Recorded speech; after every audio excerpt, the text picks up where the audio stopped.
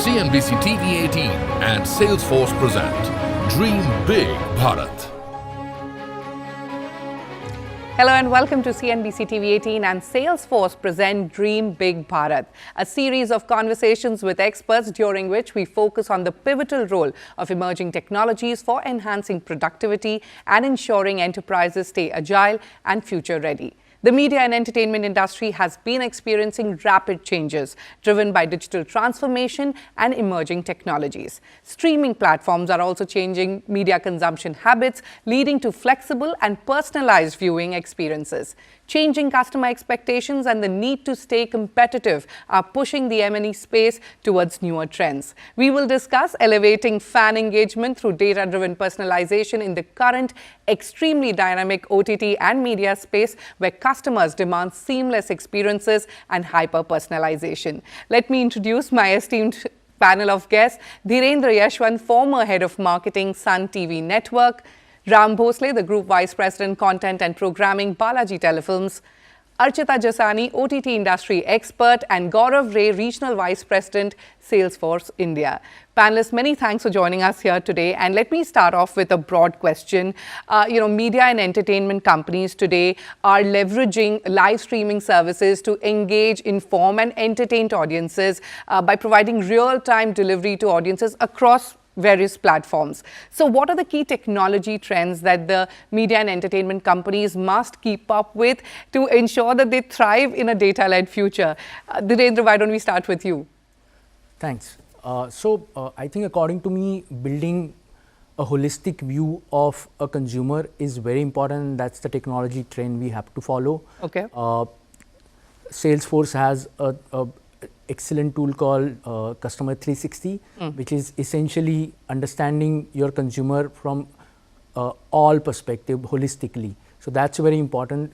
All streaming platforms have to build that customer perspective.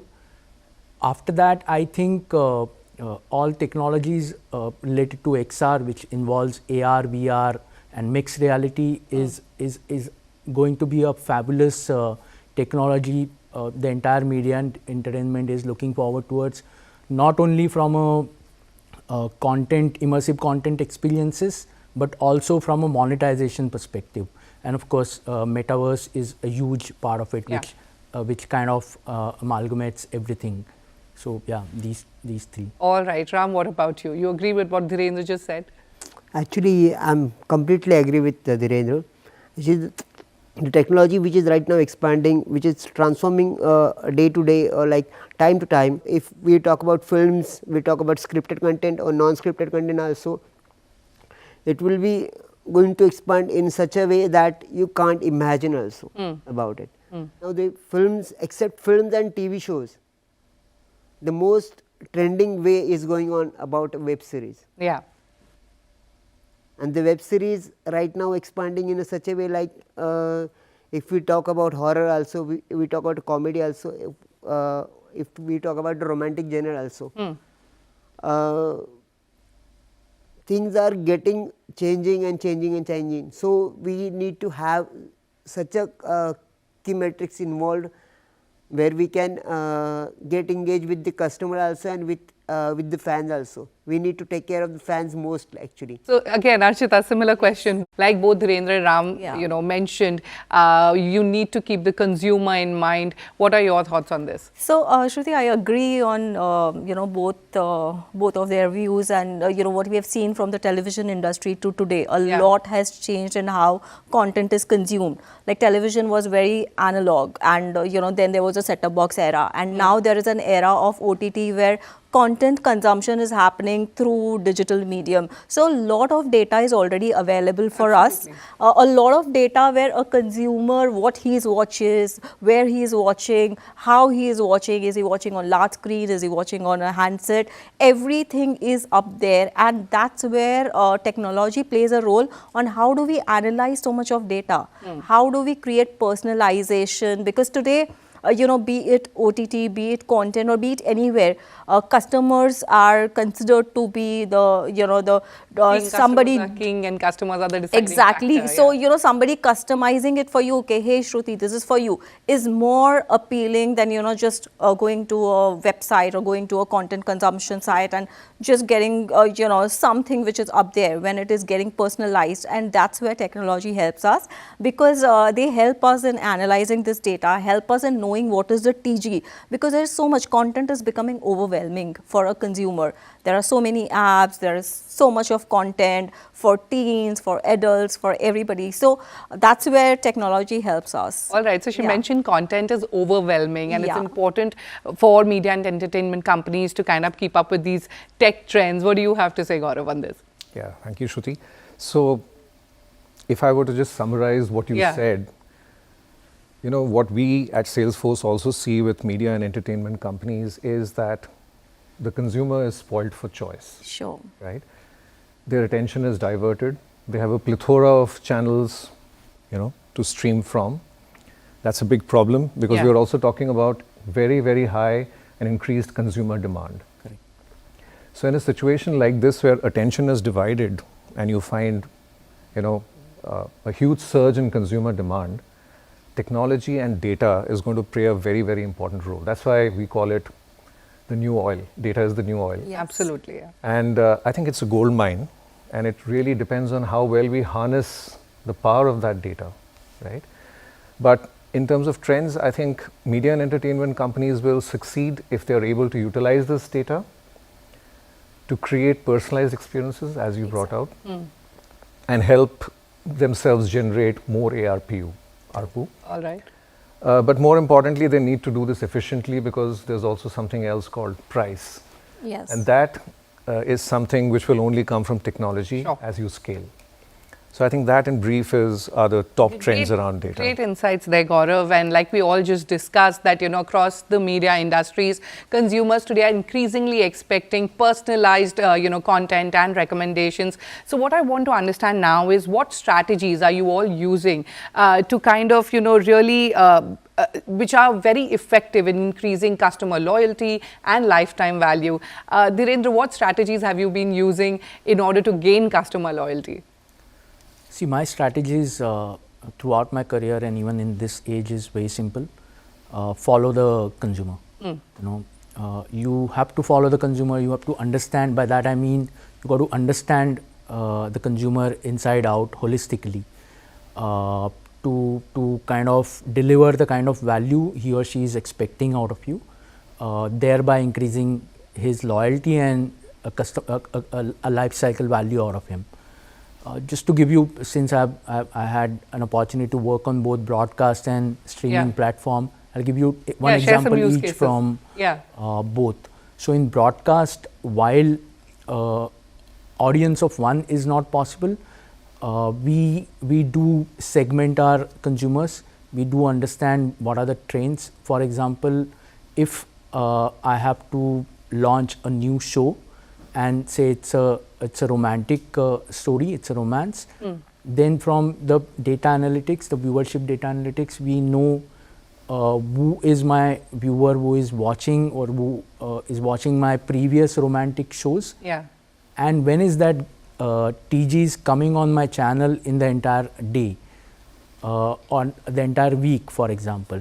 And whenever I launch a campaign for the new show, I ensure that I promote that show in those 10 slots where that guy is likely to come and watch my channel, to so that the guy is informed about the new show and he comes on the show on the launch day and the launch week. Okay. So that's from a broadcast. Yeah. From a streaming perspective, of course, all of us know streaming offers a plethora of millions of data points on a viewer when he or she is watching my platform, what kind of content they are watching. Are they watching on tablets or mobile or smart TVs? Are they watching in single sitting or multiple sitting? So you have plethora of data points. So you collate all those data points and figure out a recommendation, a content recommendation to that viewer. It's like, hey, Dhirendra is watching this kind of content. So he may be interested in this kind of content as well. So that kind of helps. Of course, the key here, like I mentioned earlier, is building a customer 360-degree viewpoint. Taking forward from what Dhirendra just mentioned, so it's also elements like gamifications this day add up to loyalty, because there are reward points now given for watching content. There are there could be points on watching ads. That's where even AVOD has started surfacing, and India is a mixed market for an SVOD and AVOD, so which means subscription versus what you consume video over advertising. Yeah. So there are a lot of each OTT or each video platform has a different strategy to keep this loyalty going on. Somebody for somebody it is more of content offering, which gives a plug point for a consumer to keep coming back and back. There are partners who have legacy content with them, and they repeat value, repeat watching has a value to it. So I think it's different working for a lot of people in terms of this consumption of video. So we've heard of their effective strategies. Gaurav, coming to you now, tell us, how does Salesforce empower brands, and how you providing a more tailored and a more individualized experience to audience? If you could take us through some of Salesforce offerings. So we focused on how do we create that one-to-one personalized experience for a customer, right? And so our solutions and our offerings help media and entertainment companies create that one-to-one personalized customer experience. That's what I meant when I say audience of one. Yes. Yeah. And it's not simple, because it means mass customization. You're looking at 100 million users. Yes, right? And exactly. It's a vast market. Let me add to Gaurav's point. Gaurav is talking about customer retention. Yeah. And customer retention rate is actually the thing. If you talk about a customer retention now, adding a new customer to your profile, but for existing customers, you can have more revenue from the existing customers. If you put your 10% money on existing customers, also now you can gain 25 to 55% more from your existing customers. But if you are talking about a new customer, then you have to put 20% money in it, and you will buy only 10% to 30% only from it.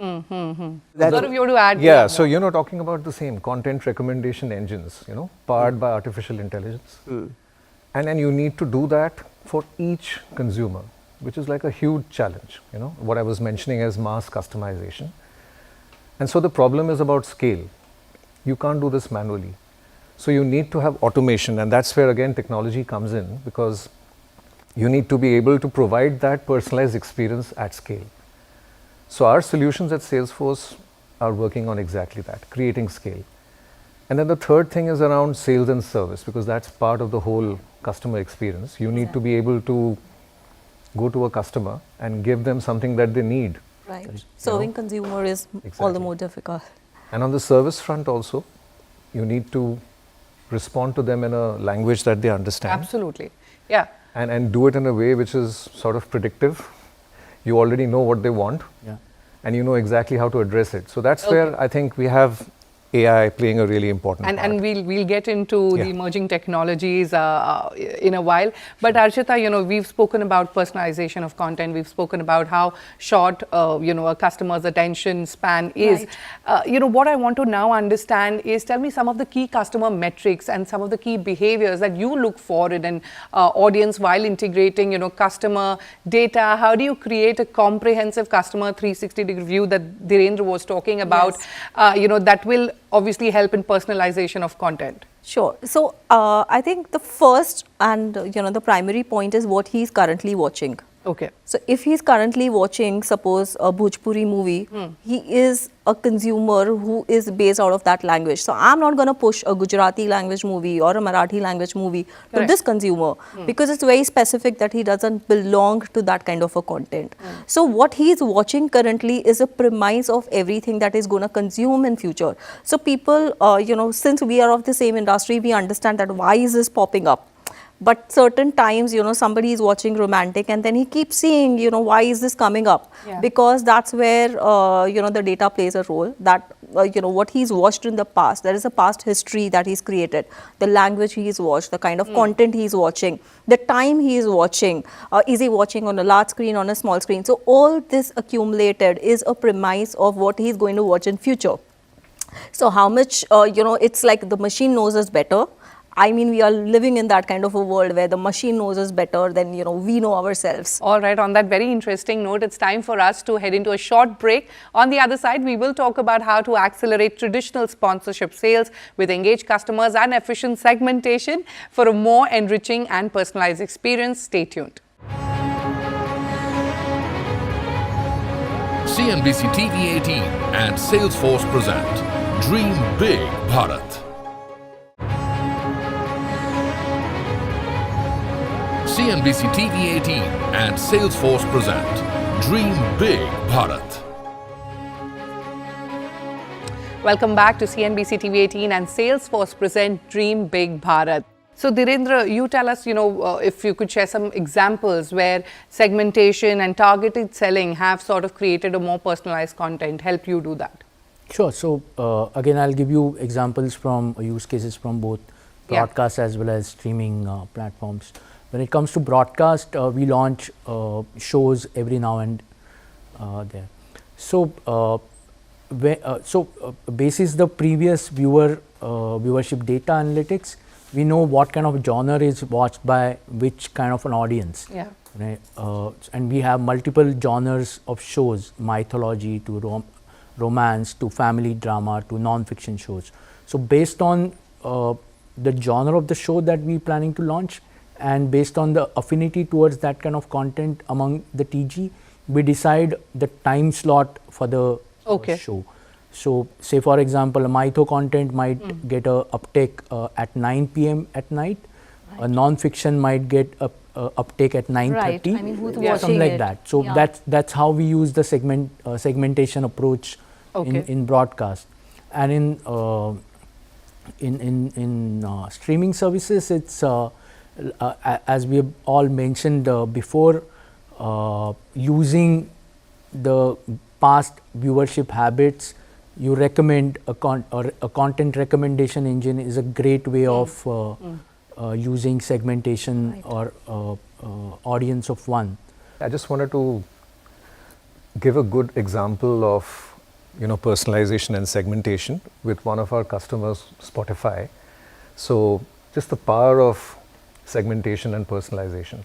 Spotify grew from 2006 to about 450 million subscribers in 2022. And then they realized that how do you monetize such a strong subscriber base? So they started using ads, and they realized there's a deep connect between, a product or a brand and a consumer who's streaming music. But they realized the whole process was manual in nature. So the real effect of personalization was missing, and it was deeply impacting their ad sales. Okay. And that's when they switched to Salesforce.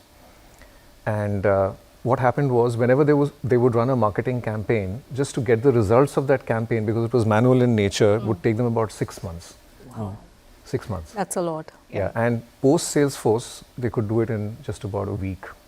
So there was a 95% reduction, which is phenomenal, it gives you so much of insight. Let's talk about AI. Generative AI is the buzzword. Yes. I want to know from all of you here, how are your organizations using AI to make it easier for you to personalize content, increase fan engagement, which is the ultimate goal. So the role of AI in your organizations and how you're using them. Yes.